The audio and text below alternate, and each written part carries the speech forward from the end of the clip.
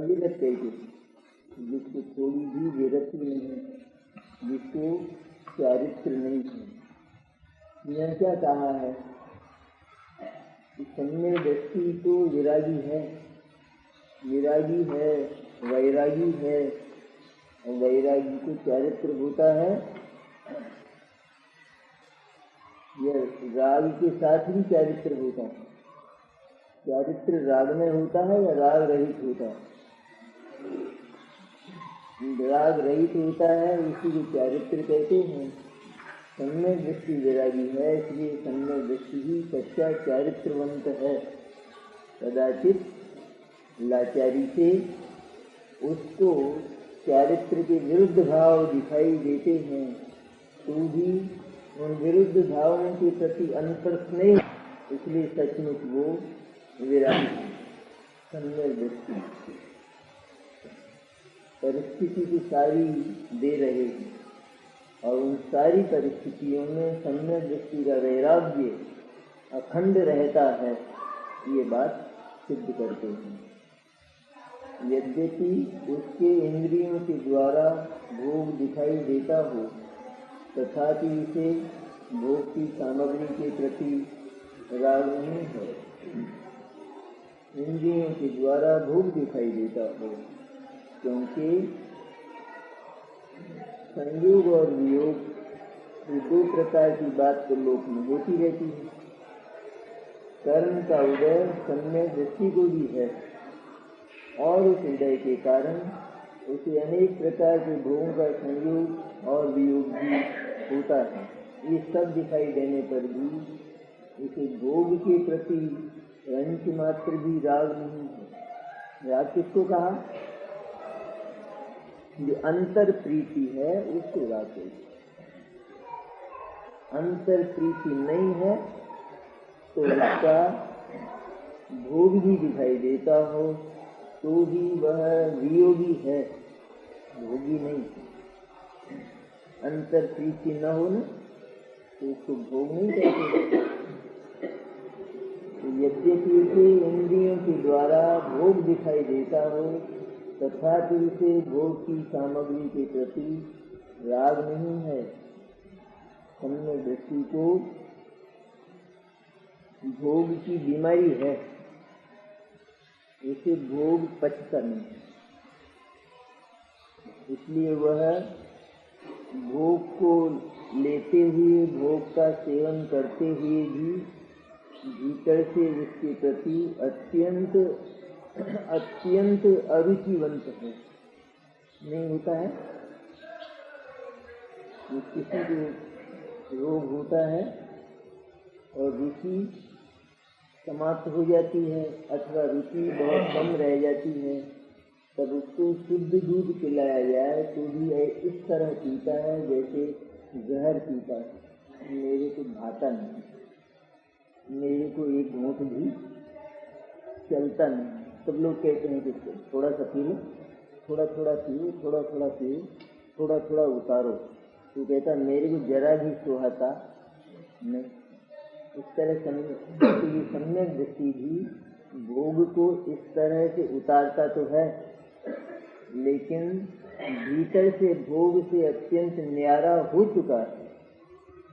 संयोग का होना ये एक अलग बात, और संयोग के होने पर भी उससे न्यारा रहना ये बड़ी बात, ये अलग बात, ये कीमती और वजनी बात। भोगों के होने पर भी भोग की छूट नहीं दी है, लेकिन इसलिए भोग की ओर दृष्टि नहीं लेना। भोग होने पर भी उसे विरक्त रहने की बात वजनी है। भोग भोगने की बात नहीं, पहले विरक्ति पैदा करो, इसके बाद भोग भोगो, क्यों कहते? क्योंकि फिर भोगोगे ही नहीं तुम। विरक्ति अर्थात सम्यक दर्शन और सम्यक ज्ञान हो जाने पर फिर आचार्य कह देंगे कि तुम भोग भोगो, हमें कोई आपत्ति नहीं है। तब फिर ये कहने लगेगा कि मुझे तो भाता ही नहीं, पहले तो बहुत भाता था और अब मुझे भाता ही नहीं है। तो वो जानता है कि यह परद्रव्य है, मेरा और इसका कोई संबंध नहीं है। परद्रव्य है, इसका और मेरा कोई संबंध नहीं।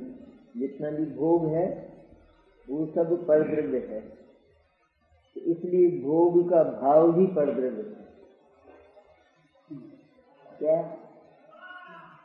भोग परद्रव्य है, इसलिए भोग के प्रति होने वाला भाव भी परद्रव्य है, स्वद्रव्य नहीं है, क्योंकि वो उसके संबंध में होता है।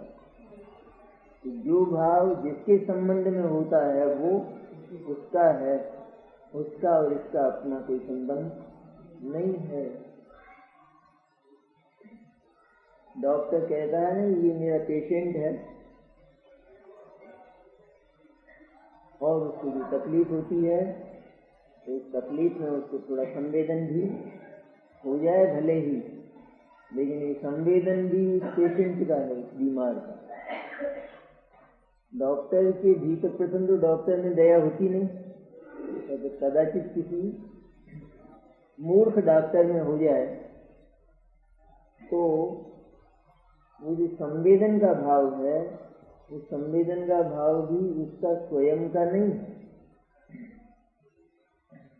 ये तात्विक दृष्टि है। जो स्थूल दृष्टि है, जो चाक्षुष दृष्टि है, वो ये कहेगी कि संवेदन का भाव डॉक्टर का है, क्योंकि उसमें पैदा हुआ। और जो तात्विक दृष्टि है वो भीतर जाकर देखेगी, वो ये कहेगी कि इसमें संवेदन है कहाँ, इस संवेदन से इसका स्वयं का क्या संबंध है, और इस संवेदन से इसको हानि और लाभ क्या है स्वयं को। तो जिस भाव से स्वयं को कोई हानि और लाभ नहीं है, वह भाव स्वयं का है ही नहीं। इसी तरह परद्रव्य के संबंध में उत्पन्न होने वाला भाव ये सम्यक दृष्टि का नहीं है। कदाचित लाचारियों से ये भाव होते तो हैं, क्योंकि लाचारियाँ पहले पैदा कर ली गई हैं, इसलिए उस लाचारी के कारण ये होता तो है। पर सचमुच सम्यक दृष्टि को इसके प्रति थोड़ा भी लगाव और आकर्षण नहीं है, अरुचि है भीतर से। अरुचि से भोग भोगता है, इसलिए सचमुच भोगता नहीं है। जिस मुनिराज आहार करते हैं, तो क्या आहार करते हैं कि जैसे हम जीमते हैं ऐसे वे भी जीमते हैं? क्या मुनिराज का आहार अभी जरा सा खटका हुआ तो छोड़ देंगे, तो इनके भीतर है कहाँ वो आहार? तो करना और न करना जैसे बराबर है। उसी तरह सम्यक दृष्टि के भोग भी सचमुच भोग दिखाई देने पर भी वियोग जैसा है। तो कर्मोदय के निमित्त से इसका और मेरा संयोग वियोग है, ऐसा जानता है वो। जब तक उसे चारित्र मोह का उदय आकर पीड़ा करता है और स्वयं बलहीन होने से पीड़ा को सहन नहीं कर सकता, तब तक जैसे रोगी रोग की पीड़ा को सहन नहीं कर सकता, तब उसका औषधि इत्यादि के द्वारा उपचार करता है। इसी प्रकार भोगोपभोग सामग्री के द्वारा विषय रूप उपचार करता हुआ दिखाई देता है। किंतु जैसे रोगी रोग को या औषधि को अच्छा नहीं मानता, इसी प्रकार सम्यक दृष्टि चारित्र मोह के उदय को या भोगोपभोग सामग्री को अच्छा नहीं मानता। भीतर से अरुचि पैदा होने की बात है, कहने की नहीं है बात। जैसे कच्चे मुमुक्षु है ना, कच्चे जिनको निश्चय का अजीर्ण हुआ हो, वो कहते हैं हमको राग थोड़ी है, हमको इन विषयों के प्रति हमको भोगते हुए भी नहीं भोगते, क्योंकि पढ़ा है ना उन्होंने, पढ़ा है जो कहना सीख लिया। हम तो हमको भीतर से थोड़ा ही राग है, भीतर से हमको रुचि नहीं है, हम तो बाहर से भोगते, सम्यक दृष्टि को बाहर से भोगते। लेकिन भीतर सचमुच अरुचि है या नहीं, यह बात हम अच्छी तरह से जानते स्वयं, क्योंकि ये हमारे असंख्य अनुभव हैं, अनंत अनुभव।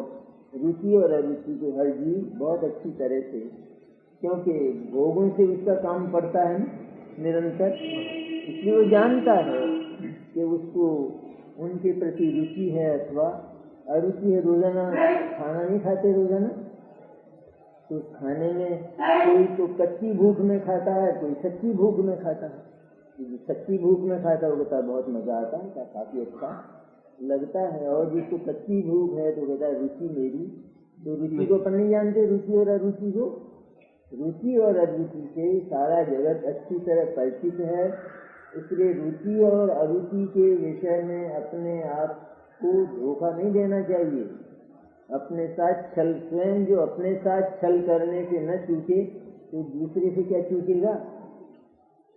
स्वयं को भोग के प्रति तीव्र रुचि पड़ी है और कहता है मेरे को रुचि नहीं, मैं तो नहीं खाता हूँ। ये छल तो स्वयं के साथ ही हुआ है, अपने साथ ही। विवाह का मौसम हो और कहीं घूमने जाना हो, भीतर हो कोई बीमारी, डॉक्टर ने इनकार कर रखा हो, तब कहता है लेकिन आज तो आराम है मुझे, आज तो मेरे को आराम है। क्यों सुन लिया है कि वो जरा जोरदार है दावत, वो कहता आज तो मेरे को आराम है। ये अपने साथ धोखा नहीं किया उसने। इसी तरह रुचि और अरुचि सम्यक दर्शन से संबद्ध है। ये बात सम्यक दर्शन और आत्मानुभव होने पर विश्व के सर्वोत्कृष्ट आत्म तत्व के साथ प्रीति हो जाती है, रुचि हो जाती है, इसलिए अन्य समस्त ही जगत के प्रति अरुचि हो जाती है। द्वेष नहीं होता, अरुचि होती, अर्थात तटस्थ भाव और मध्यस्थ भाव होता है। अरुचि उल्टी को नहीं कहते, अरुचि हो जाती है, अर्थात उसके प्रति ममत्व टूट जाता है। हम तो अरुचि किसको कहते हैं, जिसे नकली वैरागी करते हैं ना, नहीं ये नहीं, खड्डा भरना खाली, अरे मीठी क्या जरूरत है, शक्कर की क्या जरूरत है, अरे खड्डा भरना खाली।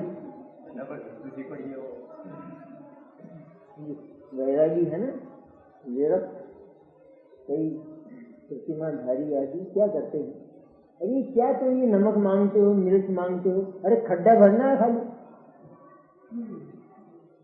इस तरह खड्डा भरते हैं, ये असली वैराग्य है। ये वो नकली वैराग्य की बात नहीं। सच में जिसको एक और आत्मा, एक और अपनी सत्ता और दूसरी ओर अनंत विश्व, एक और आत्मा और दूसरी ओर अपने भीतर उत्पन्न होने वाले भावों से लगाकर ये अनंत जगत एक दूसरी ओर है, इससे मेरा कोई संबंध नहीं है। इस तरह जानकर अपनी सारी वृत्तियों को आत्मा की ओर समेट लेता है और आत्मा में केंद्रित करता है, उसका नाम है विरागी। जिसको अणुमात्र के प्रति भी ममत्व नहीं रहा उसको कहते हैं विरागी। जिसको शुद्धात्मा में संपूर्ण ममत्व उत्पन्न हुआ उसको कहते हैं विरागी। और जितनी बातें देखी जाती हैं, जैसे एक्सीडेंट होता है तो कौन तबियत से एक्सीडेंट करता है, अपना बड़ी तबियत से एक्सीडेंट करता हो जैसे तो करता है कोई, पर हो तो जाता है ना, क्योंकि रहता है जगत में तो चलना फिरना भी पड़ता है, चलता फिरता है तो एक्सीडेंट भी होता है। इसी तरह सम्यक दृष्टि को भी उधर कर्म का उदय होता है और भोगों का एक्सीडेंट होता है, लेकिन ये भीतर से चाहता नहीं, क्योंकि ये परिस्थिति होती है कि नहीं। हम ये कहें कि भोगता भी जाता है, नहीं भी चाहता है, अरे लेकिन होता है नहीं ऐसा, भोगता भी जाता हो और भीतर से उसके प्रति रुचि न हो, ये बात संभव है या नहीं है।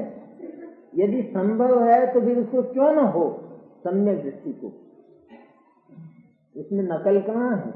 हाँ नकल भी होती है, लेकिन असल होता है नहीं, असल से इनकार क्यों करते हैं कि जहाँ भले ही किसी वस्तु का सेवन दिखाई देता हो, लेकिन वहाँ सेवन पर वजन नहीं है, वहाँ पर उसका जो मन टूटा हुआ है उस पर वजन, सेवन पर नहीं। उसके सेवन का अनुकरण नहीं करना, सम्यक दृष्टि भोग भोगता है उसका अनुकरण नहीं करना।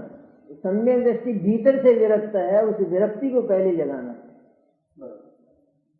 वैद्य जो संखिया खाता है उसका अनुकरण नहीं करना, तो वैद्य जो भीतर से कला जानता है उसको पहले सीखना। इसलिए भोग भोगने की छूट नहीं दी है।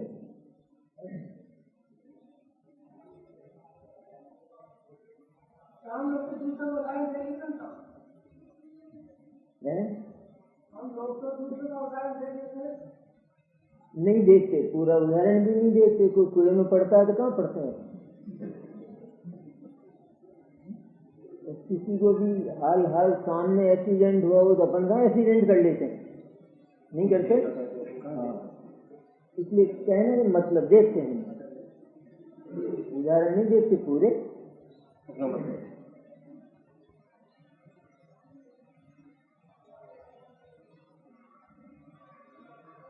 और निश्चय से तो देखो ये जितनी बात आई ना, तो ये भी एकदम व्यवहार है, अर्थात ये सम्यक दृष्टि की वास्तविक स्थिति नहीं है। भोग का दिखाई देना ये सम्यक दृष्टि की पिक्चर नहीं है, ये सम्यक दृष्टि का वास्तविक चित्र नहीं है। तो क्या है, उसका जो चित्र है वो तो भीतर है, बाहर से तो जैसे भीतर बहुत भीतर की कोई बात एक्सरे के द्वारा मालूम होती है, उसी तरह सम्यक दृष्टि के भीतर की बात वो सुतज्ञान की सूक्ष्म किरण से जानी जाती है। उस स्थूल चर्म चक्षु से उसका अंकन और उसका निर्णय नहीं हो सकता है। इसलिए निश्चय से चलते सचमुच तो वास्तव में तो ज्ञातृत्व के कारण सम्यक दृष्टि विरागी उदयागत कर्मों को मात्र जान ही देता है, उनके प्रति उसे राग द्वेष मोह नहीं है। निश्चय से तो मैंने आपने अब तक जो चर्चा की वो चर्चा क्या है? अब तक जो चर्चा की उस चर्चा की भी कोई कीमत नहीं, कोई वजन नहीं। हम कहते हैं ये बात कि सम्यक दृष्टि भोग भोगता है, लेकिन हमको भीतर से कहते हुए शर्म आती, शर्म लगती। इसलिए निश्चय से बाद में दी नहीं बात, क्यों दी? इसलिए दी कि हमने ऊपर जो बात कही है सम्यक दृष्टि के भोग की, लेकिन वो बात भी वास्तविक नहीं। भोग भोगता है ये बात वास्तविक नहीं। क्यों वास्तविक नहीं है? क्योंकि भोग से जिसका हृदय ही टूटा हुआ है वो भोग कैसे भोगेगा? इसलिए निश्चय से तो ज्ञातृत्व के कारण सम्यक दृष्टि ने अपने तत्व ज्ञान में संपूर्ण विश्व की जो व्यवस्था है उसको जाना है, और उसने अपनी अंतर व्यवस्था को भी जाना है। उसने ये जाना है कि एकमात्र जो मेरा ज्ञायक है, चैतन्य है, बस यही मेरा उपादेय, यही मेरा अहम और यही मेरा ममत्व, और शेष तो जगत है। और मैंने जो कर्म किए हैं पहले, ये शेष है वो सब उसका फल है। ये फल तो आएगा, अपने क्रम में ये फल भी आएगा। ऐसा जो जानता है तो वो उस फल के प्रति भी उदासीन हो जाता है कि वो तो आएगा, उसका क्या किया जाए। लेकिन मैं तो मात्र ज्ञायक हूँ। क्या जो कुछ पहले किया है वो फल तो आएगा, ये जाना ना उसने। लेकिन साथ ही ये भी जाना वो फल आएगा, लेकिन मुझे उस फल का क्या करना है? मुझे तो उस फल से कोई काम नहीं है, वो फल मेरे लिए निष्फल है, क्योंकि मैं तो मात्र ज्ञायक, मैं तो मात्र विशुद्ध चैतन्य हूँ। ऐसा जानकर जो विशुद्ध चैतन्य के प्रति ही निरंतर समर्पित रहता है, तो बाकी जितनी भी और कक्षाएं हैं आत्मा के बाहर की, वे सब ज्ञान का ज्ञेय मात्र रहती हैं। उसका अर्थ क्या हुआ? ज्ञान का ये रहती है ना, वे सबकी सब उपेक्षित कक्षा में रहती है, उसके प्रति से कोई गरज नहीं। उसको पूछा जाए कि देखो तुमको उदय आया, वो कहता आया होगा, मुझे मालूम है कि वो सब आना है, तो आया होगा, मेरे को उससे कोई मतलब नहीं है, क्योंकि वो जो उदय आता है उससे मेरा कोई नुकसान होता नहीं। आता तो है वो, लेकिन मेरा नुकसान उससे होता नहीं है, इसलिए आया होगा।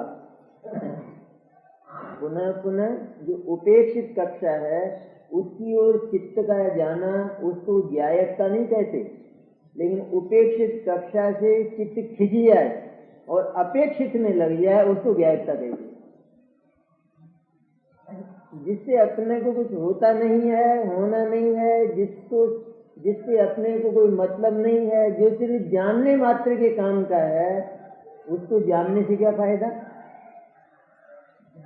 जो सिर्फ जानने के काम का है उससे जानने से कुछ लाभ है नहीं है, क्योंकि जानने के काम का तो है ना वो, ये जान लिया ना कि वो सिर्फ जानने के काम का है, इसलिए हम वहां से फिर गए, हमारा मुंह वहां से फिर गया, अबाउट टर्न हो गया एकदम, क्योंकि वो सिर्फ जानने के काम का था और तो उससे कोई मतलब नहीं था नहीं। इसी तरह सम्यक दृष्टि ने एक ओर तो शुद्धात्मा को देखा और दूसरी ओर शुद्धात्मा से भिन्न भावों के अस्तित्व को भी स्वीकार किया। ये भी स्वीकार किया कि इनके परिणाम, इनके उदय, इनका आना और जाना अपने समय पर होता रहता है, होगा, लेकिन मुझे इससे कोई मतलब नहीं है, क्योंकि मेरे तत्व को ये किसी तरह की हानि नहीं करते हैं। तो तत्व की वो देखता रहता है ना सदा, पहले ही तत्व को इस निर्णय से पकड़ा है कि ये तत्व अखंड है, ये तत्व किसी भी परिस्थिति में खंडित होता ही नहीं है, इस तत्व का कुछ टूटता ही नहीं है। ऐसे ध्रुवत्व का जिसने अवलंबन किया है और निरंतर जिसको अवलंबन है, उसको बाकी सारी कक्षाएं उपेक्षित होती हैं, उसको कहते हैं ज्ञायक, ज्ञाता। जिसको उपेक्षित कक्षा के प्रति राग द्वेष हो जाए तो वो ज्ञाता नहीं। जैसे एक समझदार बीमार हो ना, तो उसका निदान हो गया, औषधि शुरू हो गई, अब उसको अभी रोग तो बचा है शेष, तो कोई कहता है देखो ये तुमको होता है बार बार, तो कहता है होगा भी, लेकिन भीतर से आश्वस्त कितना हो गया है, अब ये रोग ये तो सत्यानाश की दिशा में है, इतना जानता है नहीं, तो भीतर से आश्वस्त कितना है, वो भीतर से उसको धीरज कितना है, वो जो हो रहा है उसके प्रति धीरज कितना है। क्यों है धीरज? क्यों? वो जो आरोग्य की कक्षा है उसमें उसका प्रवेश हो चुका है और वो जानता है कि ये थोड़े समय, थोड़े दिन तो अभी ये होने वाला है, लेकिन वहां उसको विकलता नहीं होती है और किंचित विकलता भी दिखाई देती है, लेकिन अंतर विकलता नहीं। अंतर विकलता कब थी कि जब निदान नहीं था और उपचार प्रारंभ नहीं, तब भीतर विकलता है। अब विकलता दिखाई देती है, वो ऊपर है, भीतर विकलता इसलिए नहीं है कि थोड़े समय की, थोड़े दिन की बात है। इसी तरह सम्यक दृष्टि को ये विकलताएं, ये रागद्वेष ऊपर के, भोग सामग्री का संयोग वियोग, ये सब कुछ दिखाई देता है, लेकिन अंतर विकलता उसको नहीं। इस प्रकार रागद्वेष मोह के बिना ही उनके फल को भोगता हुआ दिखाई देता है, तो भी उसके कर्म का आश्रय नहीं होता। इस प्रकार रागद्वेष मोह के बिना ही उनके फल को भोगता हुआ दिखाई देता है। जिसको भीतर से भोगों के प्रति प्रीति नहीं है, वो भोगों के प्रति रागी भी नहीं, द्वेषी भी नहीं और मोही भी नहीं है, फिर भी उनके फल को भोगता दिखाई देता है, तो इसलिए उसको कर्म का आश्रय नहीं होता, भोगता हुआ दिखाई देता है। विसंगति सी है नहीं, ये तो अज्ञानी भोगता है और उसको कर्म का आश्रय होता है, एक ज्ञानी भोगता हुआ दिखाई देता है, अथवा ये भी कहा जाता है भोगता है लेकिन उसको आश्रय नहीं होता, और सर्वज्ञ के मत में पक्षपात भी नहीं है। ये दोनों बातें हैं। ऐसा तो नहीं है कि ज्ञानी को छूट दे दी गई। लेकिन ज्ञानी का अंतर ही ऐसा है कि वो भोग से अड़ता ही नहीं है, वो भोग को छूता ही नहीं है, इसलिए उसको भोगजन्य आश्रम नहीं होता। और अज्ञानी भोग के साथ एकाकार है, इसलिए वो कदाचित भोग भोगता हुआ नहीं भी दिखाई दे रहा हो तो भी उसको प्रचंड आश्रय होता है।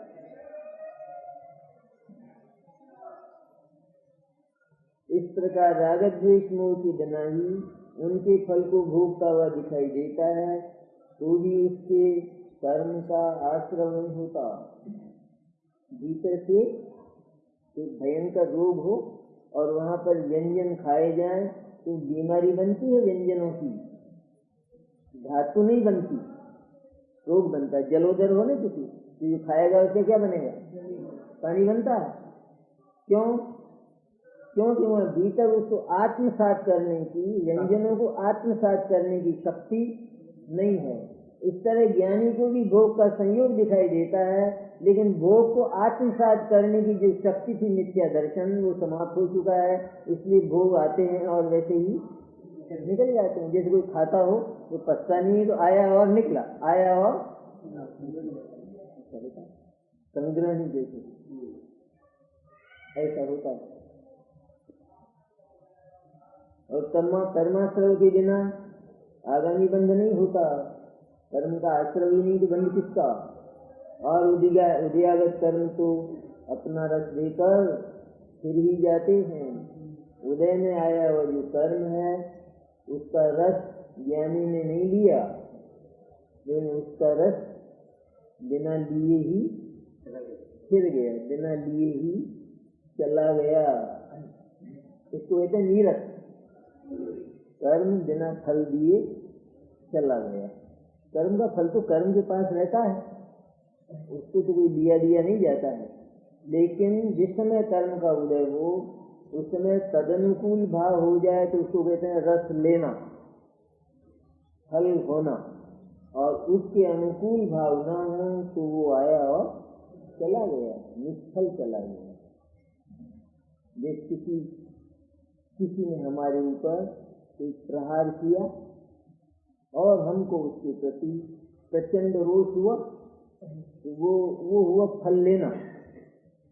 और किसी ने प्रहार किया अथवा हमारे प्रति बहुत रोष किया, द्वेष किया और हम क्षमावंत रहे तो वो उसका निष्फल हुआ, बेकार किया, व्यर्थ ही। इस तरह सम्यक दृष्टि को तो कर्म का उदय ही बेकार आता है, क्योंकि वो कारगर नहीं होता है। परिणाम योग में तो कहते हैं प्रदेश होता है और विपाक होता है। हाँ, प्रदेश होता है उसे जैसे कर्मा करते रखना करे प्रदेश होता है, और उसका भाव करे तो उसका नाम है विपाक।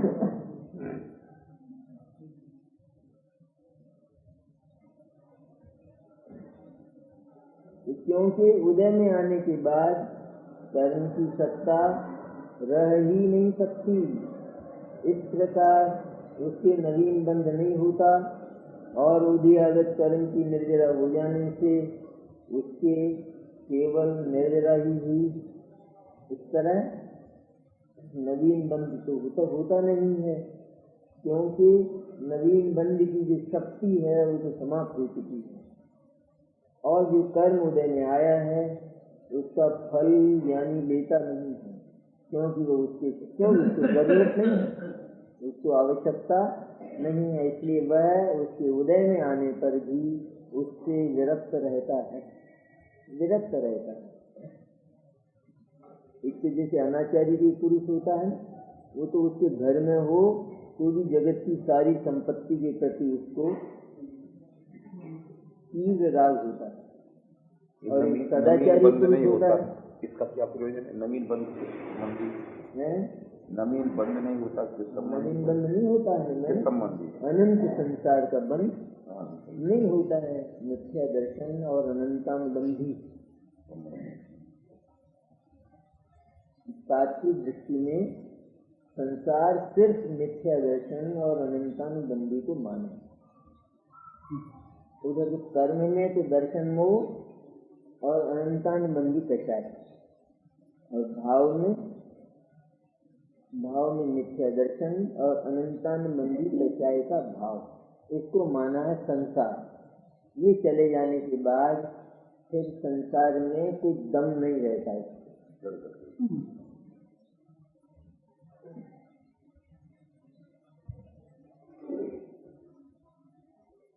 किसी की हत्या की जैसे किसी ने, इसमें थोड़ी सी जान रह जाए तो ये भाग जाते हैं हत्या कर, तो उन्होंने जान लिया कि इसका मर्म छेद तो थोड़े समय में, क्योंकि उसकी जो खबर रखते हैं, चिंता रखते हैं लेकिन वापस खड़ा हो जाए, तो उसका मर्म छेद यहाँ कर दिया है कि थोड़े समय वो सिसक सकता है, बिलख सकता है, सप्राण रह सकता है, लेकिन वे जानते हैं कि थोड़े समय के बाद निष्प्राण हो जाएगा। इस तरह ये जो संसार सिसकता हुआ, बिलखता हुआ बाकी रह गया है तीन कचाए का, सम्यक दृष्टि जानता है कि थोड़े समय के बाद ये निष्प्राण हो जाएगा। इसलिए एक वजनी दृष्टिकोण ये भी होता है कि सम्यक दृष्टि ने संसार का अंत कर दिया।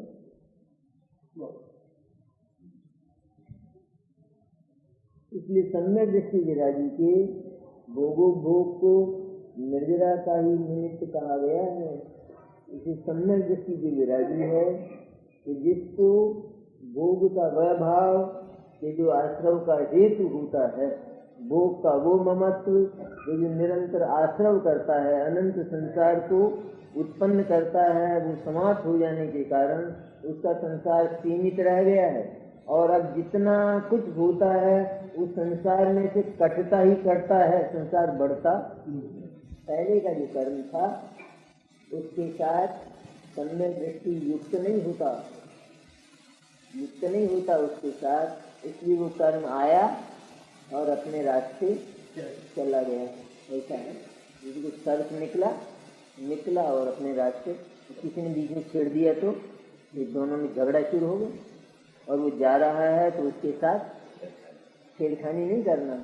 इस तरह कर्म आया, कर्म तो जड़ है, वैसे वो करता क्या है, वो तो किसी को भी कुछ करता नहीं, अज्ञानी को नहीं करता, पर अज्ञानी छेड़खानी करता और ज्ञानी छेड़खानी नहीं करता। मेरे को क्या काम है।